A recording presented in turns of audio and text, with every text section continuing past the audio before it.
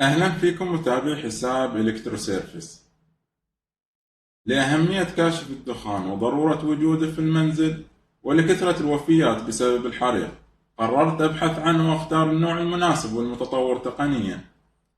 في البداية، كاشف الدخان هو جهاز يستشعر الحرارة أو الدخان أو اللهب ويقوم بكشف الحريق في بدايته ليتم مكافحة الحريق أو إخلاء الموقع قبل انتشار الحريق.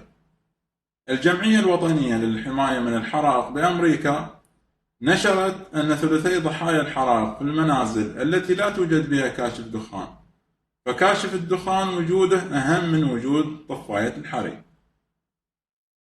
تابعونا في الفيديوهات القادمة ونشرح الأنواع المتوفرة لدينا.